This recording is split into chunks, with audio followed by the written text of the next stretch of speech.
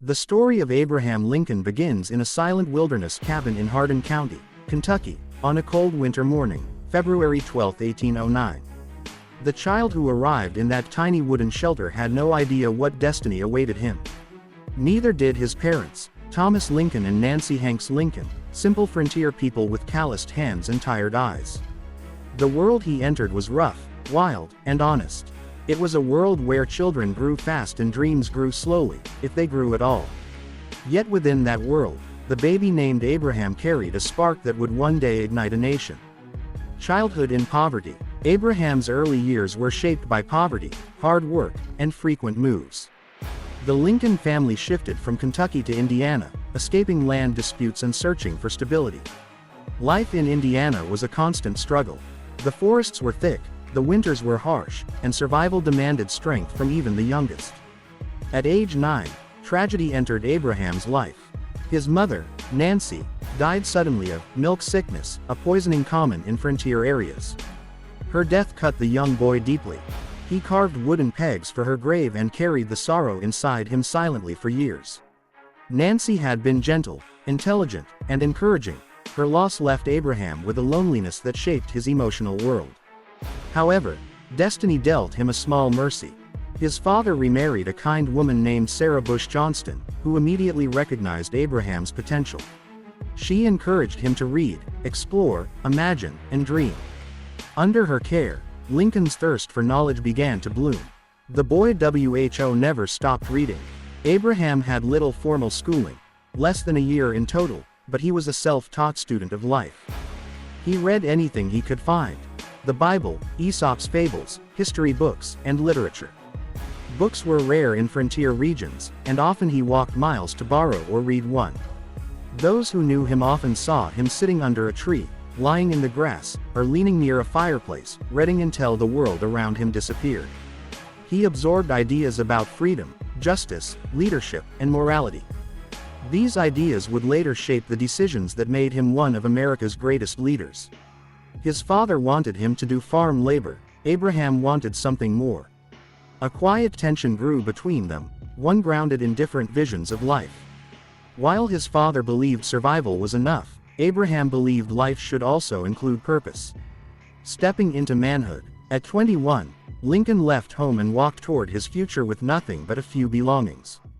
He reached New Salem, Illinois, where he worked as a store clerk, a postmaster, a surveyor, and even a rail splitter. Everywhere he went, people liked him. He was honest, gentle, humble, funny, and unusually intelligent. It was here that he earned the famous nickname, Honest Abe. People trusted him above all. If he owed money, he paid it, no matter how long it took. If he made a mistake, he admitted it, even when it cost him. His honesty became his largest wealth. First steps into politics. Lincoln began speaking in small gatherings and town meetings. His powerful voice and clear thinking impressed many. In 1832, he ran for the Illinois state legislature, his very first political race. He lost, but this failure only strengthened his determination.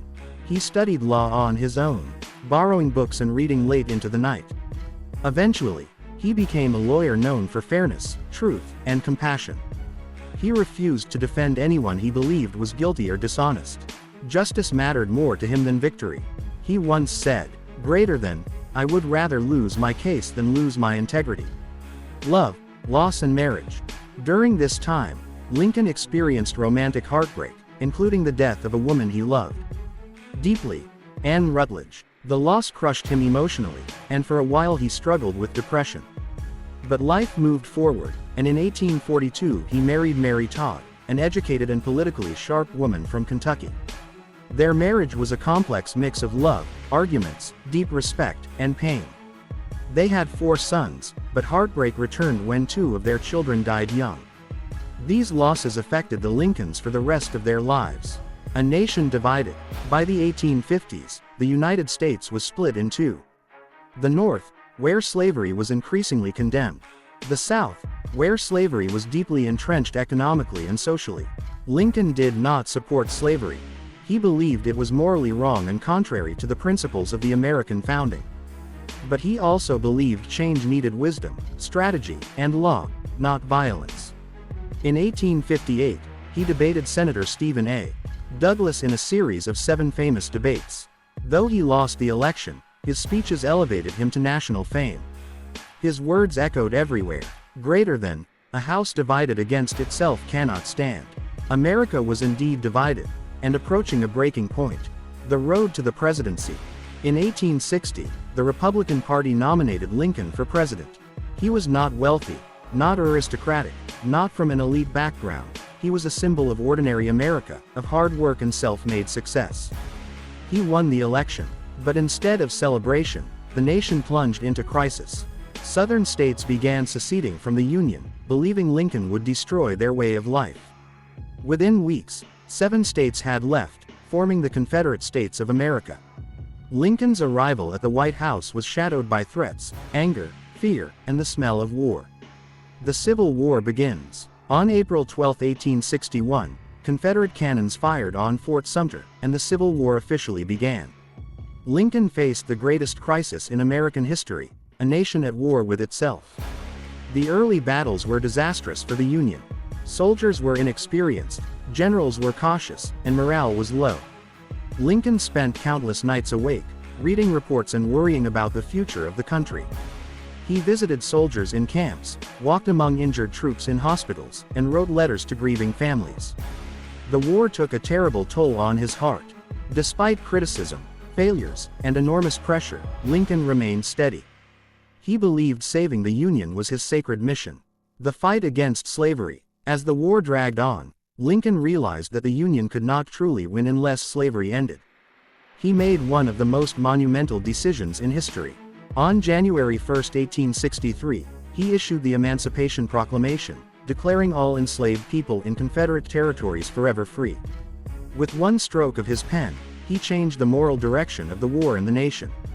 The Civil War was no longer only about territory, it became a battle for human freedom.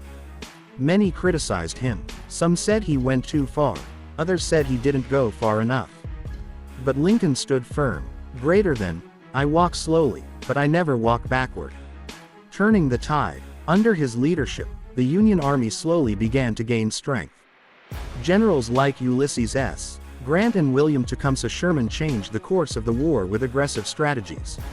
Major victories at Gettysburg, Vicksburg, Atlanta, began turning the tide in favor of the Union. At Gettysburg, Lincoln gave one of the most famous speeches in world history, only 272 words long but powerful enough to echo across centuries. Greater than, "Government of the people, by the people, for the people, shall not perish from the earth." The final victory. By April 1865, the Confederacy collapsed. General Robert E. Lee surrendered to Grant at Appomattox Courthouse. The Union was saved. Slavery was effectively destroyed. The nation was on the path to healing. Lincoln had achieved the impossible. But destiny had one final, cruel twist. The assassination. On April 14, 1865, just days after victory, Lincoln went to Ford's Theater to watch a play with Mary. As he sat in the presidential box, an actor and Confederate supporter named John Wilkes Booth slipped behind him and shot him in the head. Lincoln was carried to a nearby house, where doctors tried in vain to save him. He died the next morning, April 15, 1865. The nation fell into mourning. Millions wept. People fainted in the streets.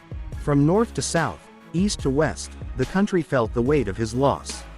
Secretary of War Edwin Stanton stood near Lincoln's body and whispered, "Greater than, now he belongs to the ages." Lincoln's legacy. Lincoln's legacy is enormous. He saved the Union. He ended slavery. He redefined freedom. He strengthened democracy. He showed that humble beginnings can lead to extraordinary greatness. He remains a symbol of honesty, leadership, compassion.